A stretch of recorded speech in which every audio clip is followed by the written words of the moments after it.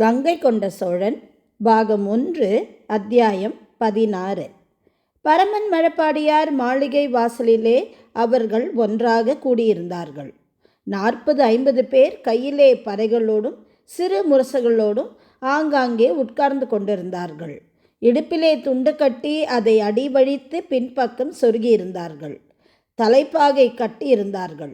எல்லோருக்கும் குடுமி இருந்தது. கருத்த மேனியாய் கூரிய கண்கள் உடையவர்களாய் மெல்லிய உடம்பினராய் இருந்தார்கள். அதில் அதிகம் பேர் தாம்பூலம் தரித்திருந்தார்கள். பசித்தது, இருந்தாலும் பசியடக்க தாம்பூலம் போட்டு கொண்டார்கள். விடியலிலே வந்துவிடுங்கள் என்று சொல்லப்பட்டது. ஆனால் விடிந்து வெகுநேரமாகியும் பரமன் மழப்பாடியார் வெளியே வரவில்லை. உறங்குகிறாரா என்று கேட்டதற்கு இல்லை, உள்ளே ஆலோசனை நடந்து கொண்டிருக்கிறது என்று சொல்லப்பட்டது. அவர்கள் காத்திருந்தார்கள். வெயில் வெளியேறி பளிரென்று எல்லா திசையும் தெரியும் பொழுது பரமன் மழப்பாடியார் வெளியே வந்தார். வந்துவிட்டீர்களா? அவர்களுக்கு உண்டானதை கொடுத்துவிடு என்று கட்டளையிட்டார். ஒரு மூங்கில் தட்டிலே வெற்றிலை பாக்கும் பொற்கழஞ்சுகளும் வைத்து அவர்களிடம் நீட்டப்பட்டன. 3 கூடை அரிசி கொடுக்கப்பட்டது. அவர்கள் மிக ஆவலோடு வாங்கி கொண்டார்கள். நல்ல பெரிய கூடை. கூடைக்கு பிடி இருந்தது. கூடையின் மீது அரிசி சிந்தாமல் இருக்க ஓலைப்பாய் போட்டு தேய்க்கப்பட்டிருந்தது. அரிசி மணம் மூக்கை துளைத்தது. அவர்கள் மிகுந்த சந்தோஷத்திற்கு ஆளானார்கள். ஐயா என்று கையெடுத்து கும்பிட்டார்கள். விழுந்து வணங்கினார்கள். யுத்தம் வரப்போகிறதுடா. கீழே சாளுக்கியம் நோக்கி போகிறோம். ராஜேந்திரருடைய மருமகன் ராஜராஜ நரேந்திரன் அங்கு பதவியிலே அமர்த்துவதற்கு வம்பு செய்கிறார்கள். நாம் தான் போய் அடக்க வேண்டும். வழக்கம் போல பறையடித்து கொண்டு முன்னே போங்கள். சோழ தேசம் தாண்டுகிற வரையிலே ஒரு தொந்தரவும் இருக்காது. பிறகு காட்டு வழி ஆரம்பமாகிவிடும். காட்டு மிருகங்களை கண்டால் ஓடிப்போய் வம்புக்கு இழுக்காதீர்கள். நின்று பறையடித்து விரட்டுங்கள். அங்குள்ள மக்கள் கேள்வி கேட்டால் நான் சொன்ன இதே விஷயத்தை சொல்லுங்கள். கீழே சாளுக்கியம் நோக்கி மிகப்பெரிய படை வரப்போகிறது என்று சொல்லுங்கள். நீங்கள் போன 3ஆம் நாள் நமது படை பின்தொடரும். 2ஆம் நாள் காடு வெட்டிகளும் காரை வெட்டிகளும் கள்ளி வெட்டிகளும் பின்தொடர்வார்கள். சாலை போடுவார்கள், வருவார்கள். உங்களுக்கு மாட்டு வண்டி இருக்கிறதல்லவா? கூடைகளை அதிலே வைத்து கொள்ளுங்கள். நீங்கள் புறப்படலாம். நீங்கள் வழக்கமான இடத்திலே சாமி கும்பிட்டுவிட்டு வடக்கு நோக்கி கிளம்புங்கள்.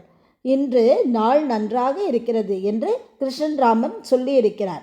எந்த நேரம் வேண்டுமானாலும் கிளம்பலாம். நீங்கள் போய் வரலாம். ஒவ்வொரு நாளும் உங்களை சோழ வீரர்கள் வந்து சந்திப்பார்கள். நமது திட்டம் பற்றி சொல்வார்கள் என்று சொல்ல அவர்கள் மறுபடியும் விழுந்து வணங்கினார்கள். அரைவட்டமாக நின்று கொண்டார்கள். பறைகளை எடுத்து கைகளே வைத்து கொண்டார்கள். ஆரம்பிக்கிறோம் ஐயா என்று உத்தரவு கேட்டார்கள். சரி என்று அவர் தலையசைத்தார். பறை முழங்க துவங்கியது. ஒரே நேரத்திலே 30 பறைகள் ஒன்றாக ஒரே விதமான தாளகதியிலே ஏங்கின. அவர்கள் மெல்ல அசைந்தார்கள். அரைவட்டமாக ஆடினார்கள். அந்த ஆட்டத்திற்கும் அந்த தாளத்திற்கும் மிக அழகாக இருந்தது. அவர்கள் போகலாம் என்று தன்னுடைய மேல் துணியை உதறி பரமன் மழப்பாடியார் காட்டினார். அவர்கள் அப்படியே அவரை நோக்கி வந்து விழுந்து வணங்கிவிட்டு பின்னடைந்தார்கள். அவர் மாளிகையை விட்டு வெளியே வந்தார்கள். தெருவிலே பறையடித்து கொண்டு போனார்கள். பறை ஒலி ராஜேந்திர சோழருக்கு கேட்டது. நல்லது, முதல் அங்கம் நகர ஆரம்பித்து விட்டதா? அற்புதம். பரமன் மழப்பாடியார் துடியாக இருக்கிறார் என்று அர்த்தம். அடுத்தது யார்? காடு வெட்டிகள் நமது வீட்டு வாசலிலே குழுமி இருக்கிறார்கள். யானைகள் உண்டா? அம்பாரி என்ன உயரம் என்றெல்லாம் கேட்கிறார்கள். எத்தனை யானைகள் அரையரே என்று அரையன் ராஜராஜனை பார்த்து ராஜேந்திரர் கேட்டார். 60 யானைகள். கூடாரமான அம்பாரி 6 தான். மற்றதெல்லாம் ஆயுதங்கள் சுமக்கவும் அரிசி சுமக்கவும் தான் பயன்படுகின்றன. கூடாரங்களை எடுத்து போக 15 யானைகளை அழைத்து போகிறோம். ஆக ஒரு யானை, அதற்கு மேல் ஒரு கூம்பு அம்பாரி என்று சொன்னால் 1.5 கோல் உயரம் இருக்கும். அவர்களுக்கு அளவு சொல்லிவிடு என்று உத்தரவிட அரையன் ராஜராஜன் வெளியே வந்தார். கோடாரிகளுடன் நீண்ட வாட்களுடன் ராஜேந்திரர் மாளிகைக்கு வெளியே உட்கார்ந்திருந்த அந்த 60 பேர் கூட்டம் எழுந்து நின்றது. பட்டத்து யானை 1.5 கோல் உயரம். மன்னர் யானை மீது வருவார். ஓலை நாயகம் என்கின்ற அதிகாரி அறிவித்தார். அவர்கள் ஒரு மூங்கில் கழியை எடுத்து உயர்த்தினார்கள். அது 1.5 கோல் உயரத்தை விட 4 முழங்கை அதிகமாக இருந்தது. மிக சரி, இதுதான் அளவு என்று அரையர் சொல்ல அவர்கள் குனிந்து வணங்கினார்கள். நாங்கள் கிளம்ப உத்தரவு தர வேண்டும் என்றார்கள். அவர்களுக்கும் ஒரு மூங்கில் தட்டு கொண்டு வந்து கொடுக்கப்பட்டது. அந்த தட்டிலே வெற்றிலை பாக்கும் வாழைப்பழங்களும் பொற்கழஞ்சிகளும் இருந்த பையும் இருந்தது. அவைகளை கொண்டு போய் ஒரு வீரன் அவர்களிடம் நீட்டினான். அரிசி 6 கூடை என்று சொல்ல 6 கூடை அரிசி மூங்கில் பிரம்பால் பின்னப்பட்டது, மேலே ஓலை தடுக்கால் மூடப்பட்டது அவர்களிடம் கொடுக்கப்பட்டது. அவர்கள் வலுவானவர்கள். அதை தோளிலே தூக்கி கொண்டார்கள். கீழே சாளுக்கியம் நோக்கி போகிறோம். வேங்கிதான் நமது எல்லை. ராஜேந்திரருடைய மருமகன் ராஜராஜ நரேந்திரனுக்கு அங்கு பட்டம் கட்ட ஏற்பாடு செய்ய வேண்டும். மேலே சாளுக்கியம் தொந்தரவு செய்கிறார்கள். எனவே மிக கவனமாக நடந்து கொள்ளுங்கள். சந்தேகப்படும்படியாக யாராவது இருந்தால் மடக்கி நின்று தலையிலே போட்டு கட்டி போடுங்கள். மரங்களை அகற்றி செப்பனிடுங்கள். பள்ளம் நிரப்பவும் மேடுகள் சரி செய்யவும் புற்றுகளை நீக்கவும் குதிரைப்படை நடந்து போவதற்கு உண்டான வசதிகள் ஏற்படுத்தவும் ஆங்காங்கே புல்வெளியிலே கூடாரங்கள் அமைக்கவும் நீங்கள் உதவி செய்ய வேண்டும். படைகள் தங்குவதற்கு வழக்கம் போல நீர் உள்ள கரையிலே இடம் போடுங்கள். நீர்க்கரையை ஆட்கள் வந்து காவல் காக்கும்படி தகவல் அனுப்புங்கள். நீங்களும் ஒரு கண் வைத்திருங்கள் என்று அரையன் கட்டளையிட அவர்கள் சரி சரி என்று தலையசைத்தார்கள். தட்டுகளை வாங்கி கொண்டு விழுந்து வணங்கினார்கள். கையிலுள்ள கோடாரியையும் வாளையும் உயர்த்தி பிடித்தார்கள். சோழம் சோழம் சோழம் என்று கத்தினார்கள். மாமன்னர் ராஜேந்திரர் வாழ்க என்றும் கத்தினார்கள். மன்னருக்கு காது குளிர அந்த சப்தம் வந்து விழுந்தது. அவர் புன்னகை செய்தார். அடுத்தபடி சாலை செப்பனிடுபவர் போக வேண்டும். ஒரு வகையிலே இதற்கு மிக சரியான ஆட்கள் இருப்பார்கள். அவர்கள் தயாராக இருப்பார்கள் என்று நினைக்கிறேன் என்று மனதிற்குள்ளே நினைத்து கொள்ள அரையன் ராஜராஜன் வந்து நின்றார். கல்தச்சர்களை அனுப்பிவிடலாமா? நிச்சயமாக, உடனடியாக அனுப்புங்கள் என்று மறுமொழி சொல்ல அவரிடம் உத்தரவு வாங்கி கொண்டு அரையன் ராஜராஜன் மறுபடியும் வாசலுக்கு வந்தார்.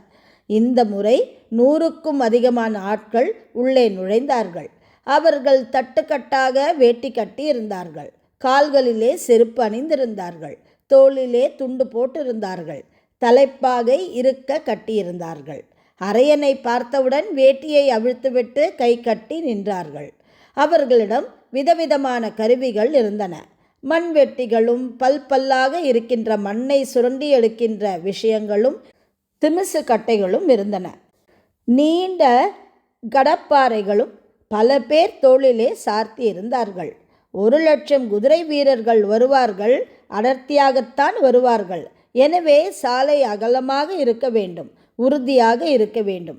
நீர் நிறைந்த இடத்தை தாண்டுவதற்கு நீங்கள் உதவி செய்ய வேண்டும். நீர் நிறைந்த இடங்களில் பள்ளங்களில் குதிரைகள் நொடிக்காமல் இருப்பதற்கு மிக சரியாக கும்பலாக போய் அந்த இடத்தை சோதனை செய்யுங்கள். பள்ளங்களிலே நிரப்புங்கள். நிரப்ப முடியாவிட்டால் குதிரைகள் போவதற்கு உண்டான மாற்றுப்பாதையை தேர்ந்தெடுங்கள். நீங்கள் வேலை செய்த மறுநாள் குதிரைப்படை உள்ளே நகர்ந்துவிடும். மேலை சாளுக்கியம் நோக்கி நகர்கிறோம். ராஜராஜ நரேந்திரனுக்காக இந்த போர் நடைபெறுகிறது. மற்றவை சோழ வீரர்கள் உங்களுக்கு சொல்வார்கள் என்று சொல்ல அவர்களும் கூலி பணமும் ஒரு வண்டி அரிசியும் வாங்கி கொண்டு நகர்ந்தார்கள். மாட்டு வண்டி முழுக்க பல கூடைகள் அடுக்கப்பட்டிருந்தன. மாட்டு வண்டி அவர்கள் பக்கம் திரும்பி அவர்களோடு வெளியே போயிற்று.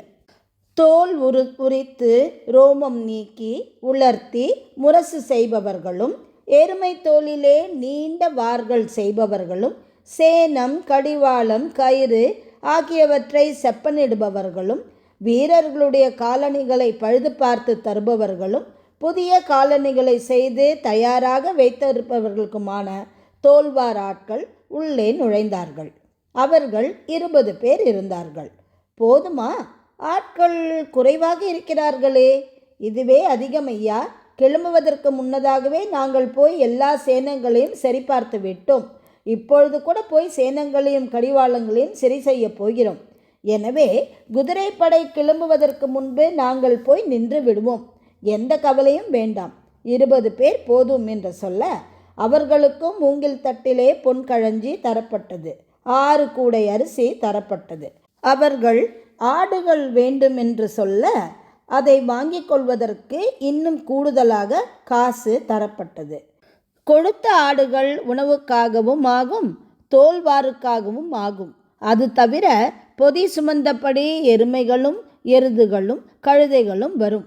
அவைகளில் ஏதேனும் நொடித்து போனால் உடனே அறுத்துவிடலாம் என்று பேசிக்கொண்டார்கள்.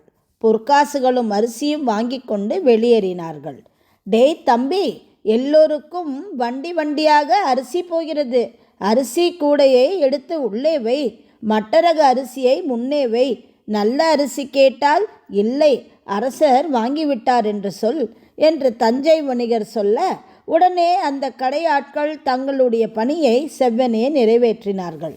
பழுப்பாய் குண்டாய் இருக்கிற அரிசிதான் முன்னே கடையில் இருந்தது. வாங்க பொதுமக்கள் வந்தபொழுது அவர்கள் இதைத்தான் காட்டினார்கள். பொதுமக்கள் சீர துவங்கினார்கள். நேற்று இருந்தது இங்கே அரிசி, இப்பொழுது இல்லை என்கிறீரே. உன்னிடம் வந்த அரசர் அரிசி வாங்கினார். பொய் சொல்லாதே, ஏமாற்றாதே. பொதுமக்களை ஏமாற்றி எப்படி வாழப்போகிறாய் என்றெல்லாம் வேகமாக பேசினார்கள். வணிகர்கள் அசரவில்லை. இருந்தால் தரமாட்டேனா என்ற பவ்யமான குரலிலே சொன்னார்கள். மக்கள் நொந்து கொண்டார்கள். பாண்டியன் ஸ்ரீவல்லபன் குதிரை ஏறி போர் பயிற்சி நடக்கும் இடத்திற்கு போனார். வீரர்கள் மிக வேகமாக கத்தியை சுழற்றி கொண்டு உரக்க கத்திக்கொண்டு குவித்து வைத்திருந்த மண்மேட்டின் மீது ஏறி அங்கு நிற்க வைக்கப்பட்டிருந்த வாழை மரங்களை வெட்டி சாய்த்தார்கள். அந்த இடத்திலேயே உலைக்களம் அமைக்கப்பட்டிருந்தது. துருத்தி வேகமாக அசைய நெருப்பு கொழுந்து விட்டு எரிந்தது. கம்மாளர்கள் சுற்றி உட்கார்ந்து கொண்டார்கள். ஒவ்வொரு வீரருடைய வாளையும் ஈட்டியையும் கூர் பார்த்து கொடுத்தார்கள். மிடிகளை உறுதி செய்தார்கள். வளைந்த கத்திகளை அடித்து நிமிர்த்தினார்கள். மரம் வெட்டினால் உடைந்து போகிறது, இன்னும் கெட்டியாக செய்து கொடு என்று ஒரு வீரன் சொல்ல ஒரு வாளை அடுப்பிலே போட்டு ஒரு கம்மாளர் பழுக்க காய்ச்சினார். அவருக்கு அருகே ஒரு கல் தொட்டியில் எண்ணெய் இருந்தது. அந்த எண்ணெயிலே மேலும் எண்ணெய் கொட்டினார்.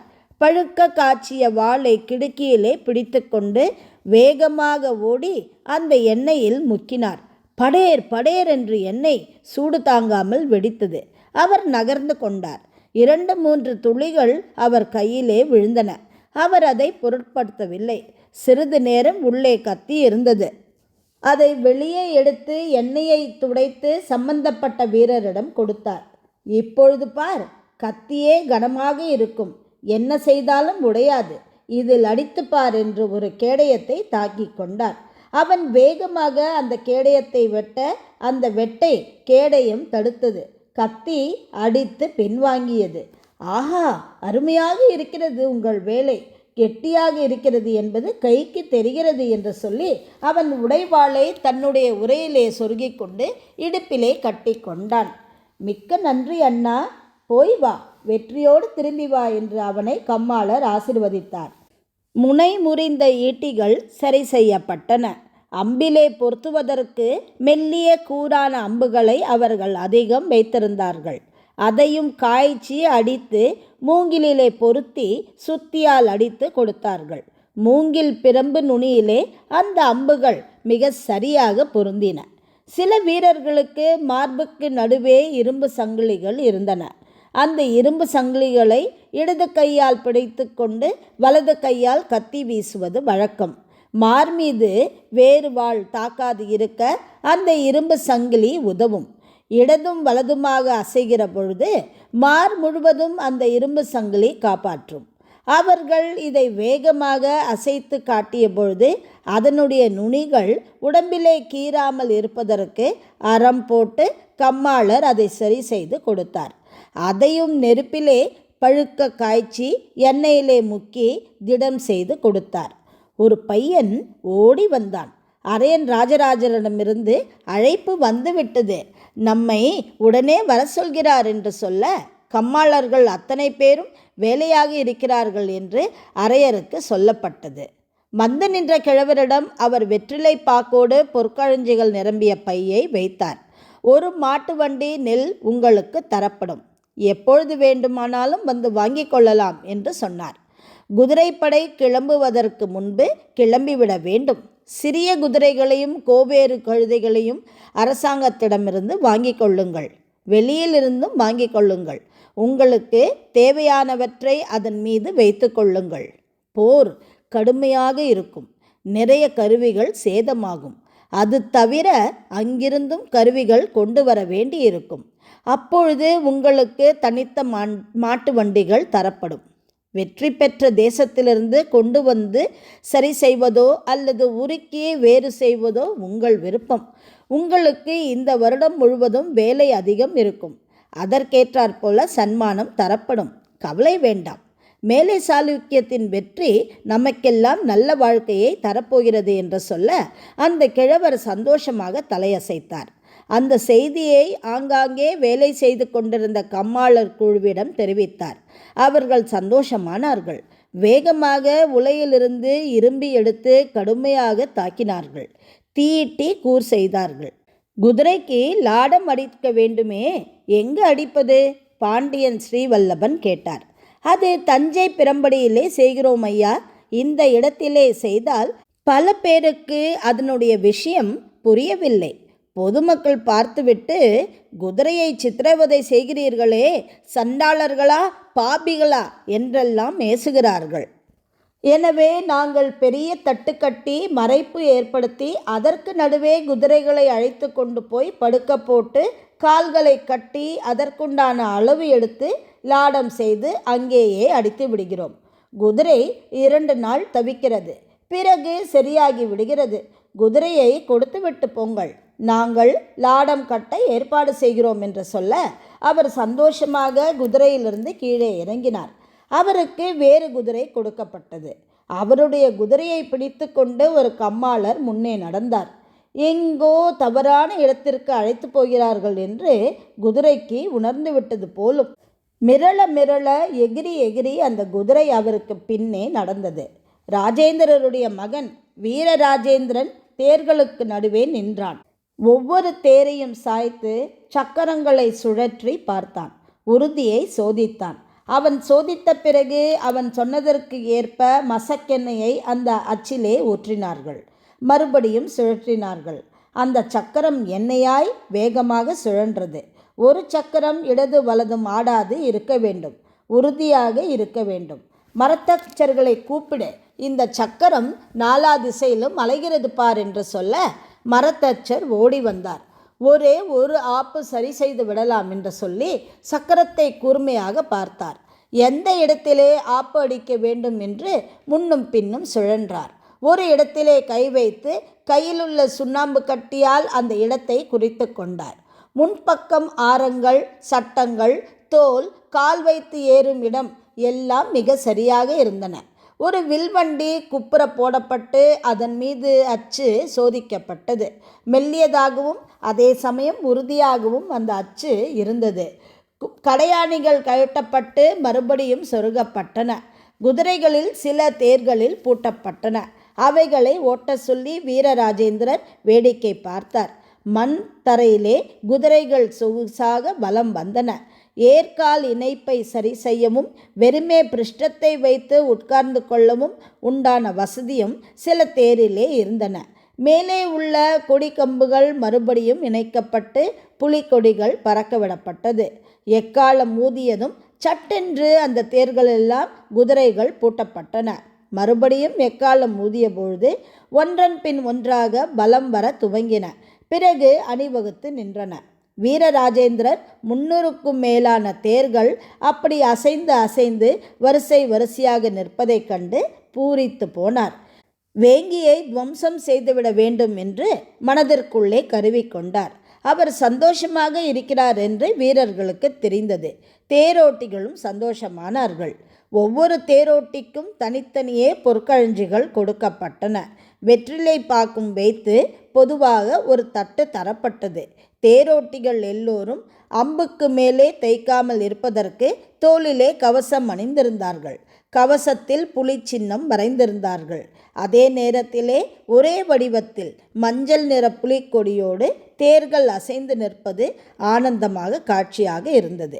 போர் நிச்சயம் வந்துவிட்டது என்பதை அந்த சிறு தேர்கள் மக்களுக்கு எடுத்துரைத்தன. தஞ்சை புறம்படியிலே தட்டி கட்டி நூற்றுக்கணக்கான குதிரைகள் அடைத்திருந்தார்கள். பாண்டியன் ஸ்ரீவல்லபன் தன்னுடைய புதிய குதிரையோடு அந்த குதிரை வீரர்கள் இருக்கும் இடத்திற்கு போனார். எல்லோர் கையிலும் ஈட்டி இருந்தது. ஒவ்வொரு குதிரையாக சவுக்கால் சுடுக்கி இழுத்து சேணம் மாட்டி அதன் மீது ஆசனம் வைத்து அழுத்தி வாய்க்குள் கம்பி வளையம் சொருகி பிறகு கடிவாளத்தை எடுத்து பிடித்து கொண்டார்கள். வீரர்கள் தாவி ஏறி கடிவாளத்தை வாங்கி கொண்டார்கள். சேணத்திலே கால் வைத்து அழுத்தி கொண்டார்கள். எழுந்து நின்று பார்த்து கொண்டார்கள். குதிரைகள் முன்னும் பின்னும் அலைந்தன, மிரண்டன, சிறுநீர் கழித்தன. அந்த இடம் சேராக மாறியது. முதுகிலே அம்பார துணியும் கையிலே வில்லும் உள்ள வீரர்களுக்கு மிக சிறந்த குதிரைகள் தரப்பட்டன. குதிரை மீது தாவி ஏறி வேகமாக குதிரை ஓட்டியும் சட்டென்று நின்றும் எழுந்து நின்று கொண்டு வில்லால் அம்பு தொடுத்து குறிப்பார்த்து அடித்தும் சில பயிற்சிகளை மேற்கொண்டார்கள். அவர்கள் தனித்த படையாக நின்றார்கள். வீரராஜேந்திரன் சந்தோஷமானார். இந்த படையை தாங்குவானா? மேலை சாளுக்கியத்திற்கே போராத காலம். அடிபட போகிறான். நம் விமலாதித்தன் மாட்டிக்கொண்டு முழிக்கிறார். ஊருக்குள்ளே புகுந்தால் போதும், சர்வநாசம் என்று மனதிற்குள்ளே நினைத்து கொண்டார். சற்று குள்ளமான பெண் குதிரைகளில் ஈட்டியோடு கூடிய வீரர்கள் உட்கார்ந்திருந்தார்கள். வில் வீரர்களுக்கு பின்னால் போய் நின்று கொண்டார்கள். 300 பேர் கொண்ட அந்த குதிரைப்படை முன்னும் பின்னும் அலைய துவங்கியது. தஞ்சை நகரை சுற்றி வாருங்கள் என்று பாண்டியன் ஸ்ரீவல்லபன் உத்தரவிட தேர்கள் போன வழியே குதிரைகள் போயின. தஞ்சை நகரம் பரபரப்பாகியது. சேனாதிபதியை தனியே அழைத்து ஆளுக்கு 5 கழஞ்சி பொன் என்று கணக்கு சொல்லி ஒரு பெரிய மூட்டையை ஸ்ரீவல்லபர் கொடுத்தார். வெற்றிலை பாக்கு பரிமாறப்பட்டது. உணவு பற்றி கவலைப்படாதே, உனக்கு பின்னால் வரும். நீ போய் இறங்கும் இடத்திலே சமையல் ஆகியிருக்கும். போய் சாப்பிட்டுவிட்டு ஓய்வெடுத்துக்கொள். அடுத்தபடி எப்பொழுது எழுந்து போக வேண்டும் என்ற எண்ணத்திலேயே இரு என்று சொல்ல அந்த சேனாதிபதி தலை அசைத்தான். பல் தெரிய சிரித்தான். வெற்றிலைப்பாக்கு ஒரு மரியாதை, பொன்கழஞ்சு சம்பளம். தேர்ப்படையும் குதிரைப்படையும் தஞ்சை நகரை ஊடறுத்து போய் பிரகதீஸ்வரர் கோவிலை ஒரு சுற்று சுற்றி விட்டு வந்து நின்றது. ஓய், இனி சோற்றுக்கடையெல்லாம் சேற்றுக்கடையாகிவிடும். எல்லா வீரர்களும் இந்த இடத்தை விட்டு நகர்ந்து விட்டால் யாருக்கு விற்பீர்? இன்னும் 2 நாளிலே தஞ்சாவூர் பாழடைந்த பட்டினம் போல ஆகப்போகிறது. பறையடிப்பவர்கள் நகர்ந்து விட்டார்கள், காடு வெட்டிகள் நகர்ந்து விட்டார்கள். இன்னும் தேர்ப்படையும் குதிரைப்படையும் தான் பாக்கி. அவைகளுக்கும் முன் யானைகளும் போய்விடும் என்று நினைக்கிறேன். உணவு உண்டு கொண்டே ஒருவர் அழுத்து கொள்ள அங்குள்ள அந்தணர்கள் என்ன செய்வது என்ற வருத்தத்தோடு ஒருவரை ஒருவர் பார்த்து கொண்டார்கள். கடையை தூக்க வேண்டியதுதான் என்று ஒரு வணிகர் சொல்ல பலர் அதை ஆமோதித்தார்கள். கோயில் பணியாளர்கள் வந்தார்கள். வீணை வாசிப்பவரும் தாளம் தட்டுபவரும் சாப்பிட வந்துவிட்டு திகைத்து போனார்கள். எல்லோரும் போய் இந்த கடைகளும் போனால் எங்கு நல்ல உணவு கிடைக்கும் என்று யோசித்தார்கள். பாழடைந்த ஊராக தஞ்சை போய்விடுமோ என்று வருத்தப்பட்டார்கள். அவர்களும் ஒருவரை ஒருவர் பார்த்து கொண்டார்கள். பல்வேறு விதமான உணர்ச்சி கொந்தளிப்பிலே தஞ்சை நகரம் மூழ்கி இருந்தது. சீராளா, என்னோடு வா. அருண்மொழி குதிரை ஏறி உட்கார்ந்து கொண்டான். சீராளன் தாவி ஏறினான். 2 பேரும் புறம்படி தாண்டி கரந்தை சாலையை நோக்கி போனார்கள். கரந்தை சாலையிலே ஒரு மேடு ஏறினார்கள். மூங்கில் தட்டுகளால் இருக்க கட்டப்பட்ட மறைவிடங்கள் இருந்தன. உள்ளிருந்து குதிரைகள் கனைப்பது கேட்டது. ஒரு குதிரை துள்ளி குதித்தபடியே ஓடி வந்தது. அவர்கள் ஒதுங்கி கொண்டார்கள். அருண்மொழிப்பட்டன் குதிரையை அந்த தட்டி மறைப்புக்குள் அழைத்து போனான். குதிரை முன்னும் பின்னுமாக அலைந்தது. அதை அடக்கி முன்னே கொண்டு போனான். பின்னால் சீராளன் இருந்தான். 2 பேரும் ஒரு திடலுக்கு வர சுற்றி தட்டி கட்டி இருப்பது தெரிந்தது. கம்மாளர்கள் எழுந்து நின்று வரவேற்றார்கள். இந்த 2 குதிரைகளுக்கும் லாடம் அடிக்க வேண்டும். எவ்வளவு விரைவாக செய்கிறாயோ அவ்வளவு விரைவாக செய் என்று சொன்னார்கள். உடனடியாக அந்த குதிரையின் கால்கள் இருக்க கட்டப்பட்டன.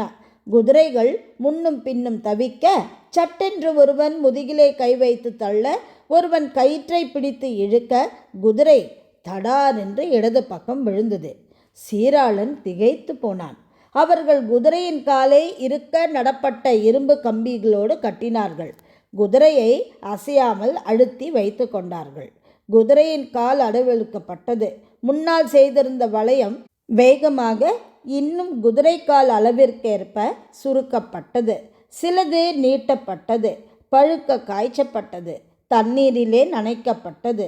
அது சூடு ஆறிய பிறகு குதிரையின் காலிலே பொருத்தினார்கள். ஆணிகளால் குதிரையின் கால் குளும்புகளில் வேகமாக அடித்தார்கள். சீராளன் தவித்து போனான். வலிக்காதா வலிக்காதா என்று கேட்டான். வலிக்காது. உன்னுடைய நகத்தை வெட்டினால் வலிக்குமா? அதுபோலதான் குழம்பு வெட்டினால் ஒருபொழுதும் வலிக்காது. மாறாக குதிரைக்கு சந்தோஷமாகிவிடும். கவலைப்படாதே. முதலிலே கொஞ்சம் மிரளும். பிறகு லாடம் இல்லாமல் அதற்கு நடக்கக்கூட முடியாது. லாடம் எதற்கு? கல்லிலும் முள்ளிலும் நாம் போகும்பொழுது காலில் செருப்பு போட்டுக்கொண்டு போகிறதில்லையா? அதுபோல நல்ல குதிரைக்கு லாடம் கட்டினால் குதிரை அடிபடாமல் இருக்கும். குழம்பிலே இரத்தம் வராமல் இருக்கும். குழம்பு சிதைந்தால் குதிரை நொண்ட துவங்கிவிடும். நொண்டும் குதிரையை வைத்து கொண்டு ஒன்றும் செய்ய முடியாது. லாடம் கட்டிப்பார் என்று சொல்ல அவன் குதிரைக்கு லாடம் கட்டப்பட்டது. கொஞ்சம் பரிதாபமாக பார்த்து கொண்டிருந்தான். குதிரைகள் துள்ளி எழுந்தன. ஒரு வழியாக குதிரையை வெளியே கொண்டு வந்தார்கள். மெல்ல முன்னும் பின்னும் ஓடவிட்டார்கள். பிறகு தாவி ஏறிக்கொண்டார்கள். அருண்மொழி செய்யும் உதவிகளுக்கு எப்படி நன்றி சொல்வது என்று தெரியாமல் சீராளன் திகைத்தான். இத்துடன் இந்த அத்தியாயம் இங்கு நிறைவடைகிறது. மீண்டும் கதையின் தொடர்ச்சி நாளை. வணக்கம்.